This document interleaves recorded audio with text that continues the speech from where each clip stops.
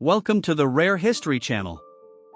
11 jaw-dropping facts about John D. Rockefeller. There's rich, there's wealthy, and then there's John D. Rockefeller. Considered by many to be the most financially prosperous individual in modern history with an estimated $900 million bank balance, unadjusted for inflation, in the early 1910s, Rockefeller made his massive fortune by dominating the oil industry. While Rockefeller was prone to controversy, he was accused of being a monopoly in the fuel business. He was also a generous philanthropist, donating over $500 million in his lifetime, and that's also unadjusted for inflation. Take a look at some things you might not have known about the legendary tycoon. Fact number 1. He hired substitute soldiers to avoid Civil War combat. Although he was a fervent abolitionist, Rockefeller did not take up arms when the Civil War broke out in 1861. While his youngest brother was wounded at Chancellorsville and Cedar Mountain, Rockefeller received an exemption for being the primary means of supporting his family and hired substitute soldiers in his stead, a common practice during the war. "I wanted to go in the army and do my part," he said. "But it was simply out of the question. There was no one to take my place. We were in a new business, and if I had not stayed it must have stopped, and with so many dependent on it." Rockefeller's commodity business profited handsomely from the Civil War and provided the necessary capital for his entrance into the oil business. Number 2. Every year, Rockefeller celebrated the anniversary of landing his first job. On September 26, 1855, a Cleveland merchant company, Hewitt and Tuttle, hired the teenage John D. Rockefeller as an assistant bookkeeper. From that year forward, the corporate tycoon celebrated Job Day every September 26 to commemorate his entrance into the business world, and he considered the date more important than his birthday. "All my future seemed to hinge on that day," he reminisced later in his life, "and I often tremble when I ask myself the question, what if I had not got the job?" Number 3. His father was a con artist and a bigamist. The tycoon's father, William Avery Rockefeller, was a traveling snake oil salesman who posed as a deaf-mute peddler and hawked miracle drugs and herbal remedies. The smooth-talking huckster dubbed Devil Bill alternately fathered children, including the future industrialist, with his wife and mistress, the couple's live-in housekeeper. The itinerant William Rockefeller also lived a double life posing as an eye and ear specialist named Dr. William Livingston, and in 1855 he secretly married another woman. Number 4. Rockefeller suffered from alopecia and lost all hair from his body and head. Beginning in his 40s, Rockefeller lost all the hair from his head, his mustache, and his body. The hair never grew back, and in the early 1900s the tycoon began to wear rotating wigs of various lengths to give the impression of his hair growing and being shorn. Number 5. He liked handing out dimes to strangers.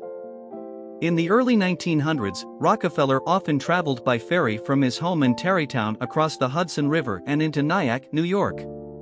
When his ferry docked, he would typically be greeted by children. Rockefeller came prepared, handing out dimes to his welcoming party. Rockefeller was also known to hand out coins to adults. He reportedly did this in part to instill habits of savings and thrift in people. Many of them hung on to their famous Rockefeller dimes as a keepsake. Number 6. Mark Twain played a role in Standard Oil's downfall. In 1900, Ida Tarbell, the daughter of one of Rockefeller's business rivals, decided to even the score with Rockefeller by writing an extensive 19-part expose on his questionable business practices for McClure's magazine. A key source was Henry Rogers, who worked for Rockefeller as an executive for Standard Oil for roughly 25 years. Rogers heard of the series Tarbell was working on and felt Standard Oil should be involved, asking his friend Mark Twain to inquire with McClure's.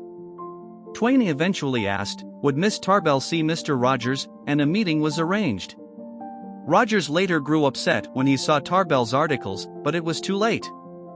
Her reporting led to a 1911 Supreme Court ruling that broke up Standard Oil for good, mincing it into a series of companies that later became known as Chevron, ExxonMobil, and others. Tarbell didn't spare words about her vendetta or potential lack of objectivity. In the copy, she referred to the slim Rockefeller as a living mummy. Number 7. The court-ordered breakup of Standard Oil made Rockefeller hundreds of millions of dollars. After years of litigation, the U.S. Supreme Court ruled in 1911 that Standard Oil must be dismantled because it violated federal antitrust laws. The monopoly was broken up into 34 separate entities that included companies that would become ExxonMobil, Conoco, Chevron, and Amoco. The court order turned out to be a financial windfall for Rockefeller, who still held a quarter of Standard Oil stock after his retirement. The individual pieces of the company were worth more than the whole, and as shares of the individual companies doubled and tripled in value in their early years, Rockefeller became the country's first billionaire with a fortune worth nearly 2% of the entire American economy. Number 8. Winston Churchill would have written Rockefeller's biography if his price hadn't been so high. In addition to being a gifted orator, Winston Churchill was a masterful writer who penned 42 books and earned the 1953 Nobel Prize for Literature. During the 1930s, the Rockefeller family approached the future British Prime Minister to write an authorized biography of their patriarch, but Churchill's proposed advance of $250,000 was too rich even for the deep-pocketed Rockefellers, who instead turned to Columbia University historian Alan Nevins. Number 9. Cleveland was the first epicenter of his oil empire. Shortly after the discovery of petroleum in Titusville, Pennsylvania, the 24-year-old Rockefeller entered the fledgling oil business in 1863 by investing in a Cleveland refinery. In 1870, he formed the Standard Oil Company of Ohio along with his younger brother William, Henry Flagler, and additional investors. Through secret alliances with railroads, accumulating segments of the supply chain to achieve economies of scale, buying out and intimidating rivals, and serving the growing demand for quality kerosene, Standard Oil eventually controlled 90% of the refining capacity of the United States. In the 1880s, Rockefeller moved Standard Oil's headquarters to New York City. Number 10.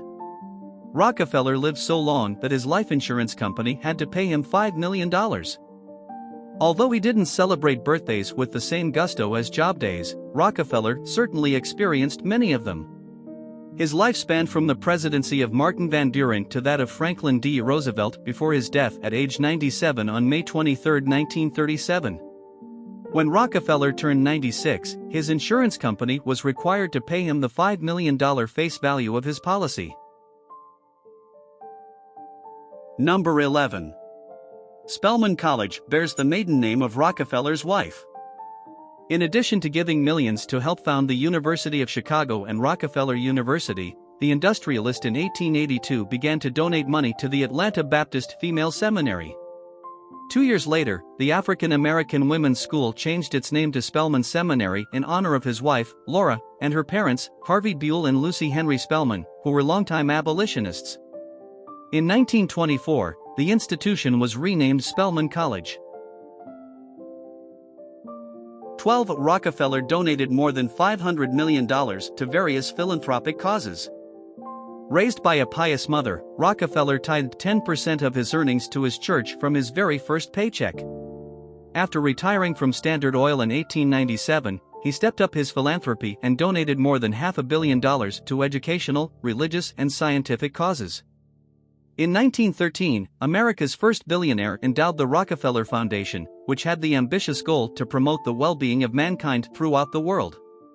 The foundation contributed to achievements such as development of a yellow fever vaccine and the successful eradication of hookworm disease in the United States.